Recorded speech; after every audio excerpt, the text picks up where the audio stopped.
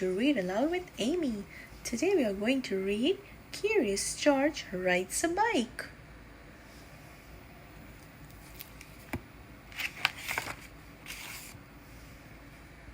This is George. He lived with his friend, the man with the yellow hat. He was a good little monkey and always very curious. This morning, George was curious the moment he woke up because he knew it was a special day.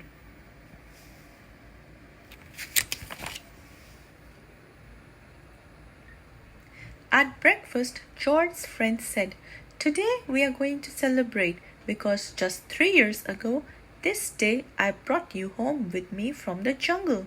So tonight I'll take you to the animal show, but first I have a surprise for you."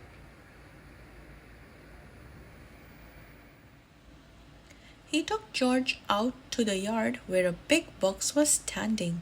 George was very curious.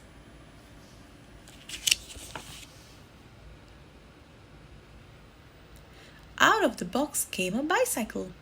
George was delighted. That's what he had always wanted. He knew how to ride a bicycle, but he had never had one of his own.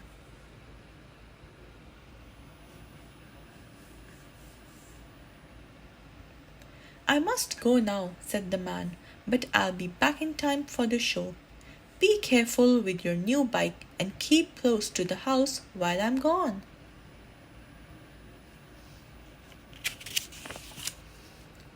George could ride very well. He could even do a lot of tricks.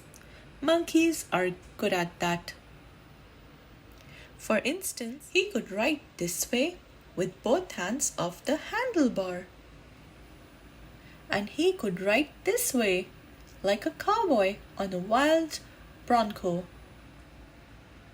And he could also ride backwards. But after a while, George got tired of doing tricks and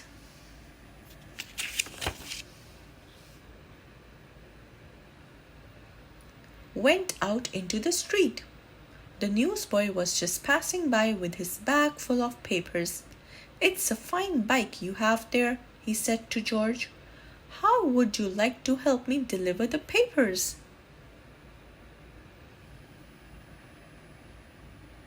He handed George the bag and told him to do one side of the street first and then turn back and do the other side. George was very proud as he rode off with his bag.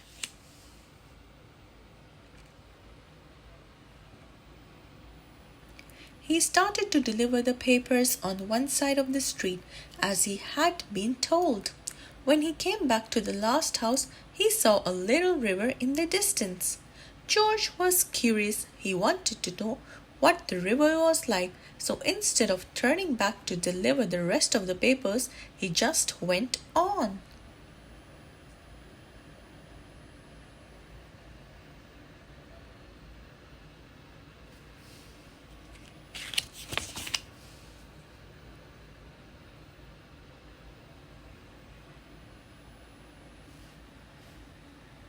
There was a lot to see at the river. A man was fishing from the bridge. A duck family was paddling downstream, and two boys were playing with their boats. George would have liked to stop and look at the boats, but he was afraid the boys might find out that he had not delivered all the papers, so he rode on.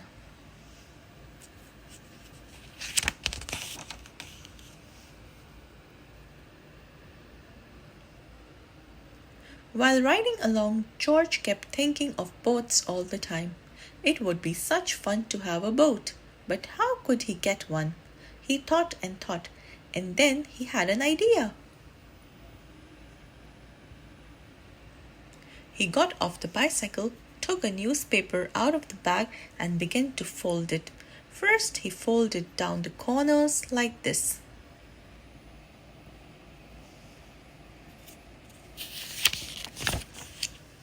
Hi readers, why don't you join us in making the boat with George? So grab some piece of paper and let's do it together.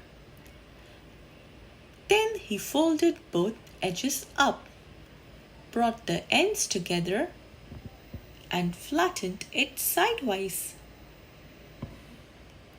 Then he turned one corner up, then the other one. Again brought the ends together and flattened it sideways. Then gently he pulled the ends open. And there was his boat. So we'll take an A4 size paper and we'll fold it into half like this.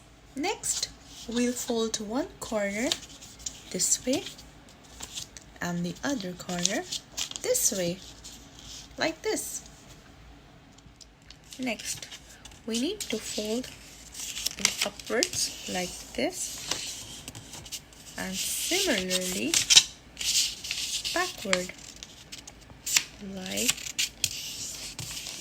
this, like this. Next, we will now fold it like this way, sideways. This has to go in like this. Now let's fold it like this, turn it around and this way. Now we will do it like this, and with the help of two hands, this. And finally, we made our boat, like George.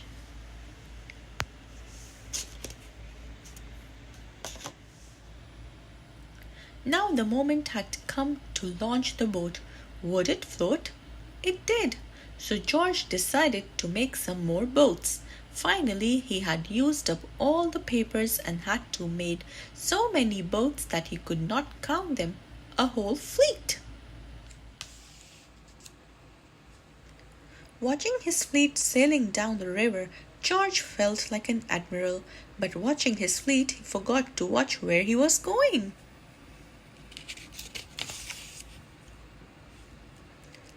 Suddenly, there was a terrible jolt. The bicycle had hit a rock, and George flew off the seat head first.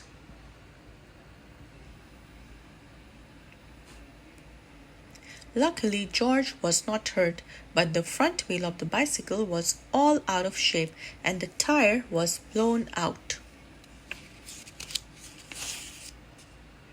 George tried to ride the bicycle, but of course it wouldn't go.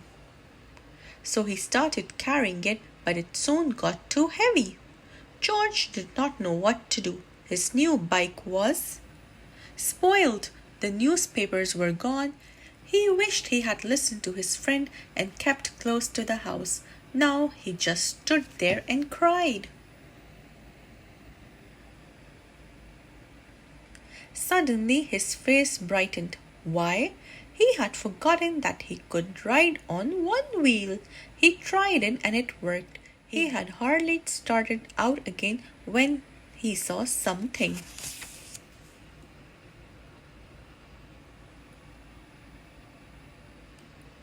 He had never seen before.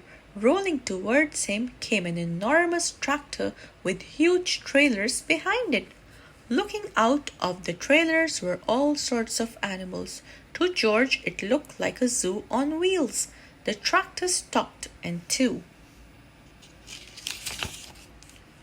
men jumped out.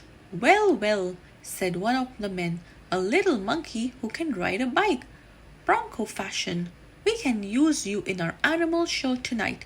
I am the director of the show and this is Bob. He can straighten your wheel and fix that flat in no time, and then we'll take you along to the place where the show is going to be." So the three of them got into the cab and drove off. "Maybe you can play a fun fair while you ride your bike in the show," the director said. "I have a bugle for you right here, and later on you'll get a green coat and a cap just like Bob's."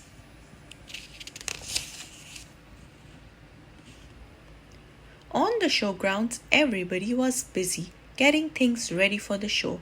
"I must do some work now," said the director. "Meanwhile, you may have a look around." Friends, One of our friends did a blunder and tore one of the page of the book. But it's all right. We'll continue with the story. So we see an ostrich. Let's see what happens next.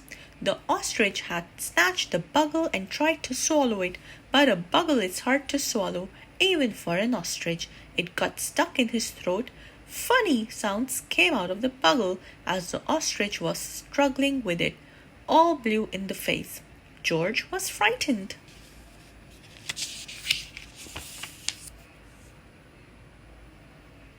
Fortunately, the men had heard the noise. They came rushing to the cage and got the bugle out of the ostrich's throat just in time. The director was very angry with George. "We cannot use little monkey who don't do as they are told," he said. "Of course you cannot take part in the show now. We will have to send you home." George had to sit on a bench all by himself and nobody even looked at him. He was terribly sorry for what he had done, but now it was too late. He had spoiled everything.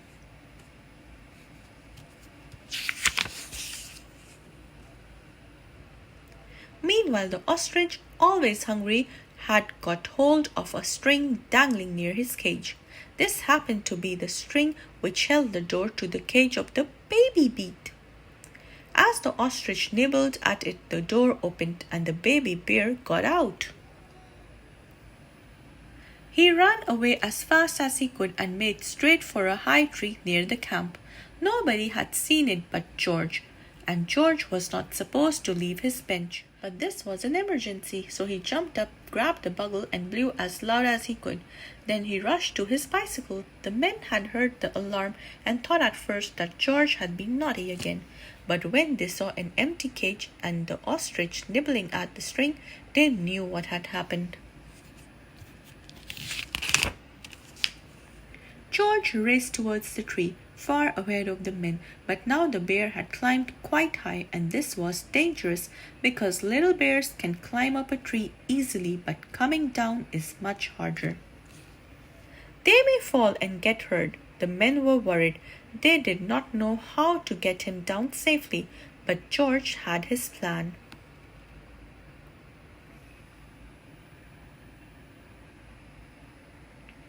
With the bag over his shoulder, he went up the tree as fast as only a monkey can, and when he reached the baby bear, he put him in his bag and carefully let him down so that the men could safely catch him. Everybody cheered when George had come down from the tree. "You are a brave little monkey," said the director. "You saved the baby bear's life. Now you'll get your coat back, and of course you may ride your bike and play the bugle in the show."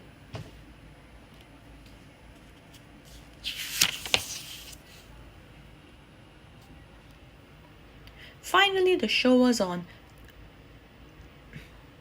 The whole town had come to see it, and how surprised they were to discover George on his bike, right in the middle of it. The newsboy was there too, and also the man with the yellow hat.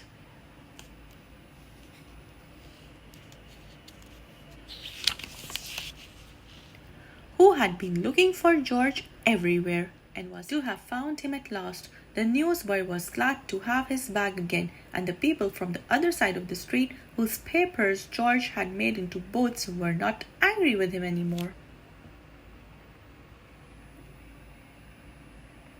When the time had come for George to say goodbye, the director let him keep the coat and the cap and the bugle, and then George and his friend got into the car and went